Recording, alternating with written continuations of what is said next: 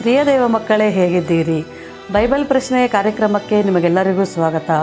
ಈ ಬೈಬಲ್ ಪ್ರಶ್ನೆಯ ಕಾರ್ಯಕ್ರಮವು ನಿಮಗೆ ಆಶೀರ್ವಾದವಾಗಿಯೂ ಪ್ರಯೋಜನವಾಗಿದೆ ಎಂದು ಕ್ರಿಸ್ತನಲ್ಲಿ ಬಲವಾಗಿ ನಂಬುವವಳಾಗಿದ್ದೇನೆ. ಇದೇ ರೀತಿ ನಿಮ್ಮ ಪ್ರೋತ್ಸಾಹ ಯಾವಾಗಲೂ ಇರಲಿ.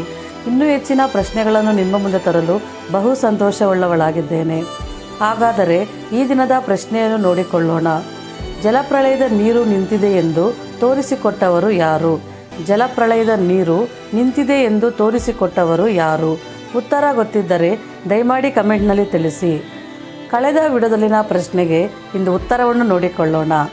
ಪ್ರಶ್ನೆ: ಜಲಪ್ರಳಯದ ನೀರು ಎಷ್ಟು ಎತ್ತರಕ್ಕೆ ಏರಿತು?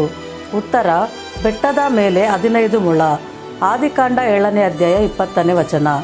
ಉತ್ತರ ಇದೇ ಆಗಿದ್ದು, ಇದಕ್ಕೆ ಉತ್ತರಿಸಿದ ನಿಮ್ಮೆಲ್ಲರಿಗೂ ಧನ್ಯವಾದಗಳು.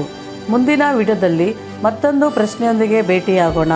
ಅಲ್ಲಿಯವರೆಗೂ ದೇವರ ಕೃಪೆಯು ನಿಮ್ಮೊಂದಿಗಿರಲಿ. ಆಮೇನ್.